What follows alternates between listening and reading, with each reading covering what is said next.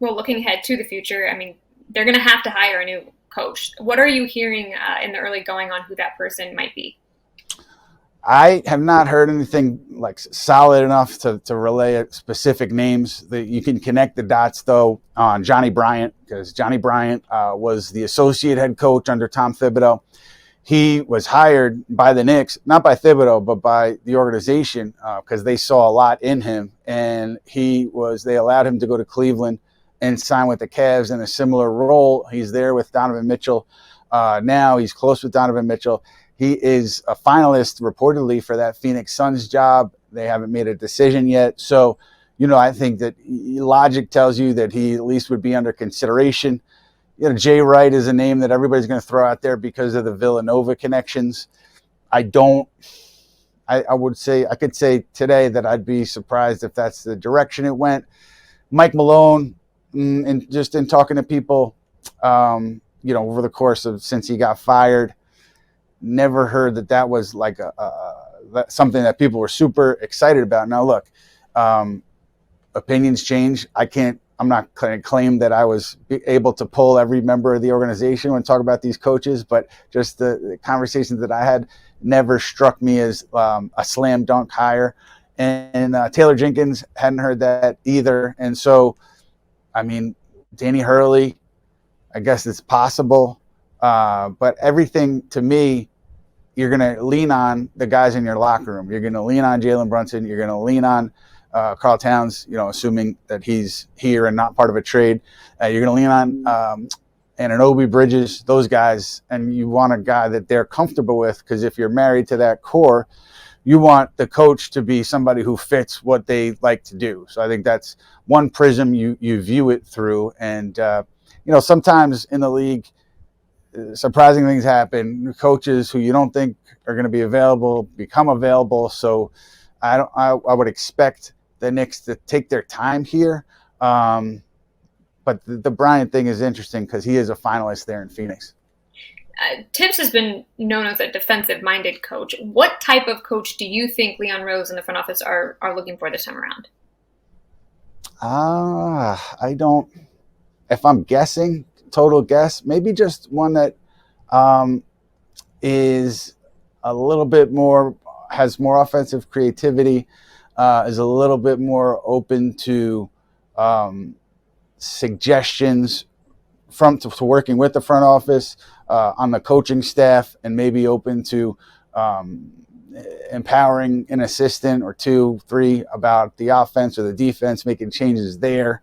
And if I had to guess, that's maybe some of the criteria they're looking for. But if you're talking about, a coach to get you to the next level, I don't know how Johnny Bryant, look, he's never coached before. So that to me would be a little bit surprising, just because you're looking for, I would assume, a coach with some credentials here who has proven that he could coach a team to the top of the NBA or near it. So when you're talking about coaches with no NBA experience, I think that's something to think about as well.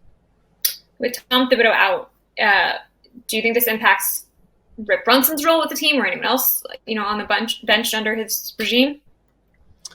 Well, Tom Thibodeau, like his assistants, they're his guys, right? They're guys who have been with him in Minnesota and in Chicago.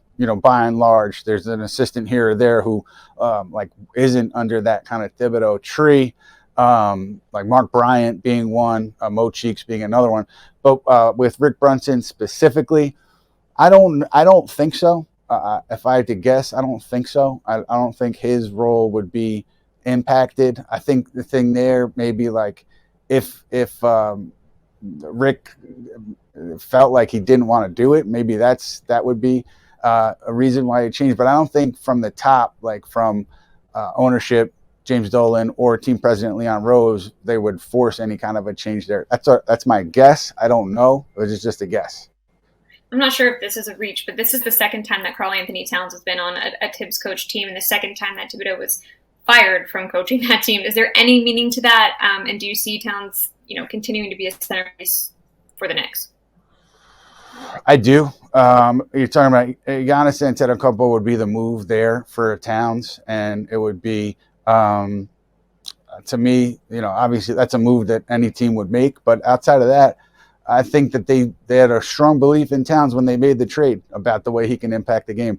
And I don't think they're going to pull the cord after one season.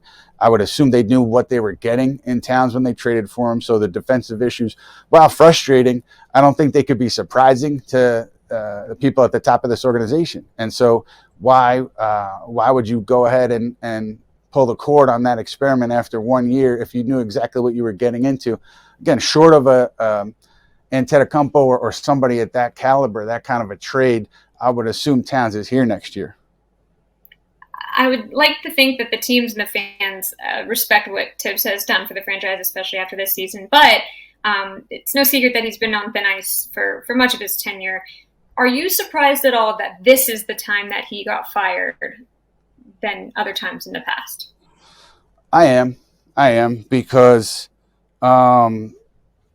simply because this was year-over-year progress, right? This is what you look for when you're building a team that can contend, not just for 1 year, but for many years. You're looking for signs that say, okay, we're heading in the right direction. Now, look, twice they ended their season in the second round. This time they elevated themselves to the conference finals, so it wasn't perfect, but from 30,000 feet, big overview, they made progress. So for that reason, I am surprised. It would have been easy and justifiable for them to bring Thibodeau back. It would have been a no-brainer based on how things went. But I am surprised that of all the times where there was questions, and there were questions at least twice in the past, that this is the time that they make the move.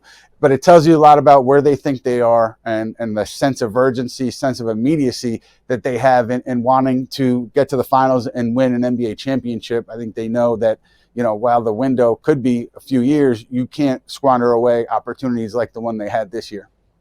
What does a timeline look like moving forward? I think I don't think anything's happening tomorrow. I don't think anything's happening, the next day. I think there's going to be a search here where you got to wait to see how some things play out that are beyond the parameters of what the current search would be. So I don't think you shouldn't expect to get news tomorrow or the next day that something's happened. And I think we're so excited to find out what's going to happen. I know. I look, me too, because once you get that hire done and you get the press conference, I hope to take a day off or two. But I don't think, sadly for me and my wife, I don't think anything's happening in the next day or two here. I think they're going to take a little time to sort things out. Well, as for Tom Thibodeau, does he have a future coaching in the NBA in your mind?